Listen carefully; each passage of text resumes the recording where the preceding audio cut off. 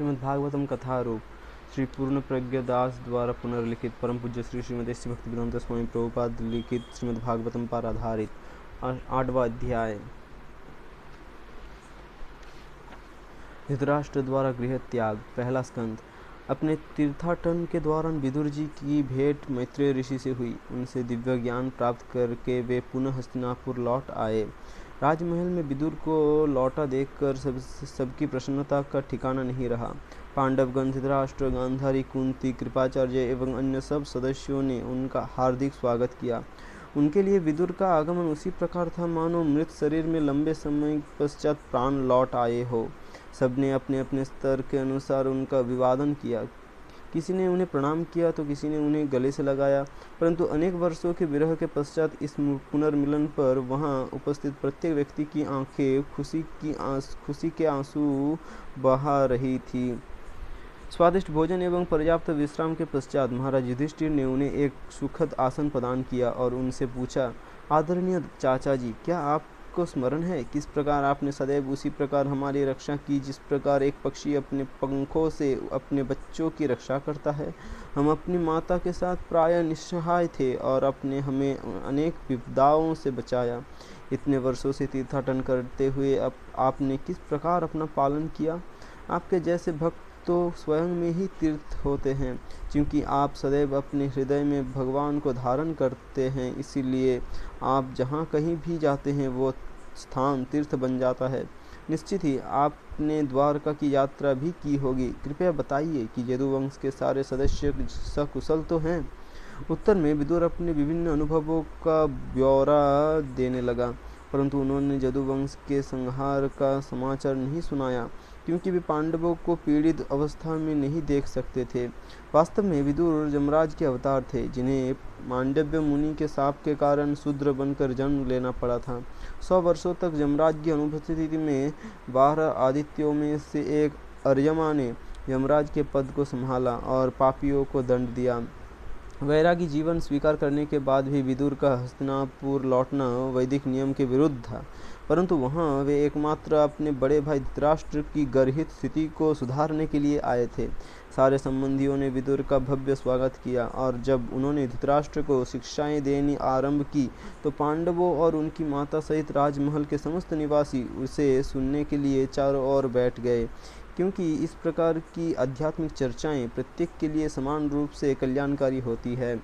निश्चित ही आदम्य और शाश्वत काल के अदृश्य रूप में धृतराष्ट्र को धर दबोचा था और इसलिए वे अपने पारिवारिक जीवन में अत्यधिक आसक्त हो गए थे। व्यंग करते हुए विदुर ने धृतराष्ट्र को महाराज कहकर संबोधित किया और फिर चेतावनी देते हुए कहा, आप तुरंत यहाँ से प्रस्थान कीजिए, क्योंकि भय आपके ऊपर हावी हो चुका है। इस संसार में किसी के पास भी इस भयावह स्थिति से मुक्त होने का उपाय नहीं है, क्योंकि काल के रूप में परम भगवान ही हमारे सामने आए हैं। इस काल के प्रभाव में आने पर व्यक्ति अपना सर्वाधिक प्रिय जीवन तक समर्पित करने के लिए बाध्य हो जाता है, तो फिर संपत्ति, सम्मान, परिजन, घर इत्यादि का क्या कहना। मेरे भाई, तुम्हारे पुत्र, मित्र एवं अन्य सब शुभचिंतक काल के ग्रास बन चुके हैं और अब तुम भी अपने जीवन के अंतिम छोर पर खड़े हो। तुम्हारा शरीर जर्जर हो चुका है और तुम दूसरों के घर में आश्रित होकर जीवन यापन कर रहे हो। तुम जन्म से ही नेत्रहीन हो और उम्र के साथ तुम्हें सुनाई भी कम देने लगा है। तुम्हारी स्मरण शक्ति क्षीण हो चुकी है, दांत गिर रहे हैं, यकृत रोगी हो गया है और तुम सदैव खांसते रहते हो। परंतु चूंकि प्रत्येक जीवात्मा में जीवित बने रहने की तीव्र आशा होती है, तुम भी इस घर में एक पालतू कुत्ते के समान भीम द्वारा फेंकी जा रही जूठन पर जी रहे हो। ऐसे लोगों की दया पर जीने का क्या लाभ, जिन्हें कुछ समय पूर्व तुमने जलाकर तथा विष देकर मारने का प्रयास किया था। तुम्हारा जीवन अत्यंत निकृष्ट है। ना मरने की तुम्हारी इच्छा तथा इस अपमानित जीवन को जारी रखने की आशाओं के बावजूद भी तुम्हारा शरीर एक पुराने वस्त्र की भांति जीर्ण शीर्ण हो जाएगा। जो व्यक्ति बिना किसी को बताए अपना घर छोड़ देता है और भौतिक परिस्थितियों से अविचलित रहते हुए किसी दूरस्थ अनजान स्थान पर शरीर त्याग करता है, वो धीर कहलाता है। और उससे भी श्रेष्ठ नरोत्तम होता है, जो इस भौतिक संसार के भ्रामक एवं पीड़ादायक स्वभाव को समझकर अपना घर त्याग देता है और हृदय में निवास करने वाले भगवान का संपूर्ण आश्रय स्वीकार करता है। हे बंधु, शीघ्र ही कलियुग प्रवेश करने जा रहा है और वो मनुष्य के समस्त सद्गुणों का नाश करने वाला है। इसलिए तुम बिना किसी को बताए तुरंत घर त्याग दो और उत्तर दिशा की ओर प्रस्थान करो। यद्यपि जन्मांध होने के कारण धृतराष्ट्र राज सिंहासन के लिए अयोग्य था, फिर भी उसके मन में राजा बनने की तीव्र अभिलाषा थी। अपने छोटे भाई पांडु की मृत्यु के पश्चात वो इच्छा और अधिक गहरी हो गई। जब उसने देखा कि पांडु के पुत्र अभी छोटे हैं, तो उनकी हत्या के लिए उसने अनेक अन्यायपूर्ण योजनाओं की सहमति दी। उसके मन में आशा बनी रही कि यदि मैं नहीं तो कम से कम मेरे पुत्र तो राजा बन जाएं। परंतु भगवान की इच्छा अनुसार उसकी सब दुष्ट चालें असफल रही। परंतु आज जब उसके सारे 100 पुत्र मारे जा चुके थे, क्योंकि महाराज युधिष्ठिर अभी तक उसका सम्मान एक राजा के रूप में किया करते थे, वो उसी मोह में जीता हुआ राजसी ठाट बाट का भोग कर रहा था। परंतु विदुर की शिक्षाएं और तीखे वचनों ने धृतराष्ट्र के अंतर्मन को झकझोर दिया था। वे आध्यात्मिक जीवन के विषय में पूरी तरह विश्वस्त हो चुके थे और इसलिए उन्होंने दृढ़ मन से अपने समस्त पारिवारिक संबंध को एक झटके में काट दिया। उसी रात वे बिना किसी को बताए चुपचाप घर से निकल पड़े। मुक्ति के इस पथ पर उनके साथ उनकी धर्मपत्नी गांधारी भी थी, यद्यपि वे अब उससे आसक्त नहीं रहे थे। अगले दिन प्रातः महाराज युधिष्ठिर ने अपने यथावत धार्मिक कार्य संपन्न किए। उन्होंने अपनी पूजा की, सूर्यदेव के लिए यज्ञ किया और ब्राह्मणों को दान दिया। तत्पश्चात घर के वरिष्ठ सदस्यों को प्रणाम करने के लिए जब उन्होंने महल में प्रवेश किया तो देखा कि उनके वृद्ध ताऊ और ताई वहाँ नहीं थे। चिंताग्रस्त होकर उन्होंने संजय से पूछा, हमारे वृद्ध नेत्रहीन ताऊ जी आज कहाँ चले गए और हमारे नित्य हितैषी विदुर जी कहाँ है और मेरी माता गांधारी? वे अपने पुत्रों की मृत्यु पर अत्यधिक संतप्त रहते थे और मैंने भी उनके साथ सदा कृतज्ञता भरा व्यवहार किया। कहीं मेरे अपराधों को गंभीरता से लेते हुए उन्होंने गंगा जी में जल समाधि तो नहीं ले ली?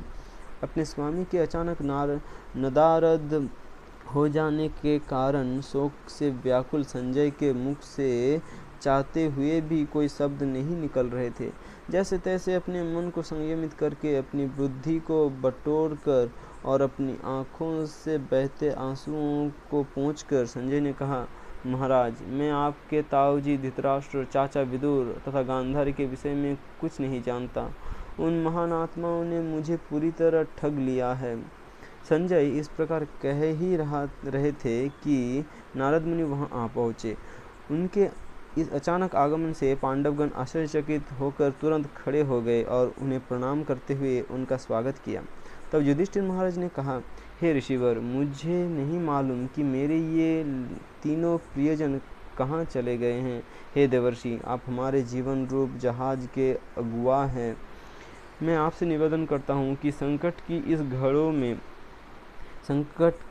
इस घड़ी में इसे सही दिशा प्रदान कीजिए। ये कहकर नारद मुनि ने उन्हें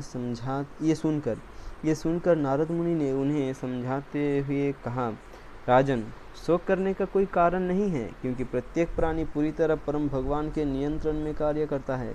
ये भगवान ही है जो लोगों को एक साथ लाते हैं और फिर उन्हें बिछड़ा भी देते हैं। मानो कोई अभिनेता पहले मंच को सजाता है और खेल समाप्त होने पर उसे समेट भी लेता है। जिस प्रकार एक बैल अपनी नाक में बंधी रस्सी से नियंत्रित होता है, उसी प्रकार संपूर्ण मानवता वैदिक शास्त्रों में दिए गए नियमों द्वारा नियंत्रित है। विरह की पीड़ा केवल मोहजन्य स्नेह के कारण है, इसका अन्य कोई कारण नहीं है। इसलिए सनातन आत्मा की अज्ञानता के कारण आपके चित्त में जो चिंता उपजी है, उसका त्याग कर दीजिए। अभी आप सोच रहे हैं, मेरी सहायता के बिना वे तीनों किस प्रकार जीवित रहेंगे, परंतु हमें समझना चाहिए कि हमारा स्थूल भौतिक शरीर काल, कर्म तथा प्रकृति के 3 गुणों के नियंत्रण में है। और चूंकि एक दृष्टि से वो कार्य और चूंकि एक दृष्टि से ये स्वयं सदैव सांप के मुंह में लटका रहता है, ये किस प्रकार अन्यों का संरक्षण कर सकता है? जीवन के लिए कठोर संघर्ष प्रकृति का अटल नियम है। यहाँ शक्तिशाली जीव अपने से दुर्बल का शिकार करके अपना पालन करता है। इसलिए अब एक चित्त होकर भगवान श्री कृष्ण का चिंतन करो। उन्होंने देवताओं की सहायता करने के लिए पहले ही पृथ्वी के बोझ को कम कर दिया है, और जब तक भगवान इस धरा पर उपस्थित हैं तब तक तुम अपने कर्तव्यों का समुचित निर्वाह करो, परंतु उनके अप्रकट होने के पश्चात तुम भी इस मर्तलोक को त्यागने के लिए तैयार रहना। धृतराष्ट्र, गांधारी और विदुर यहाँ से सप्त स्रोत गए हैं, जो हिमालय के दक्षिण में है। उस स्थान पर सप्त ऋषियों की प्रसन्नता हेतु गंगा 7 धाराओं में बहती है। वहाँ नदी तट पर धृतराष्ट्र प्रतिदिन 3 बार स्नान एवं अग्निहोत्र यज्ञ करके तथा केवल जलपान द्वारा अष्टांग योग का पालन कर रहे हैं। इस योग पद्धति के माध्यम से धृतराष्ट्र को